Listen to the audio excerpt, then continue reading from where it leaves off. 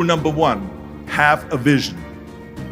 Rule number two is, don't listen to the naysayers. Don't listen to the naysayers.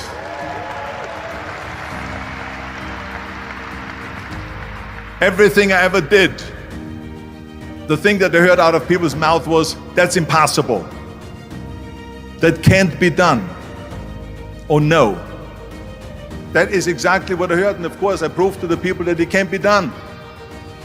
So whenever someone said to me, it can't be done, I heard, it can be done. When they said no, I heard yes.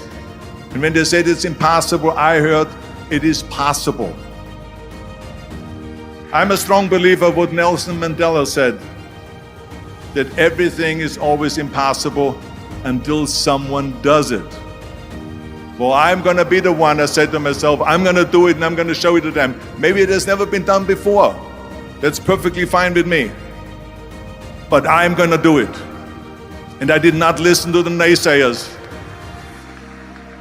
It's all about the hard work that you put in. I said to myself, in bodybuilding, I worked out 5-6 hours a day. I'm going to do the same thing now for acting. And of course, I went to college to study English. I studied the accent removal, acting classes, and all of this stuff all day long. I worked and I worked and I worked. And within a short period of time, I made one movie called Hercules in New York, which of course went right into the toilet. But it didn't discourage me. I still had the same vision. And then all of a sudden I did Streets of San Francisco.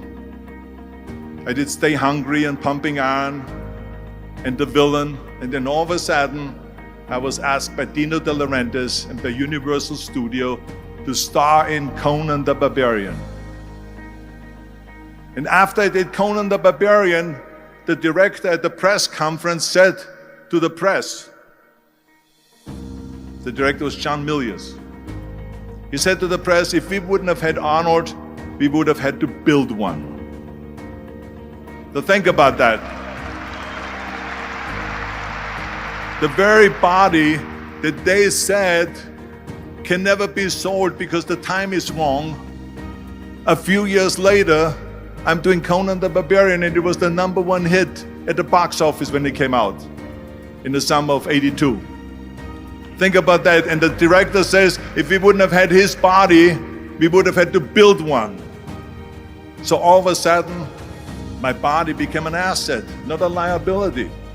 And the same thing was with Terminator. After we were finished filming Terminator, Jim Cameron said to the press, if Arnold wouldn't have had that accent and talked like a machine, I think the movie wouldn't have worked. So think about that. The body and the accent that they attacked was an asset. But I didn't listen to those losers. I didn't listen to them at all.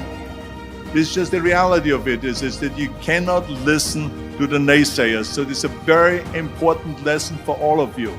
So when someone says, no, this is a stupid idea, you in your mind, you don't have to say it, but in your mind just say this of you asshole. What do you know?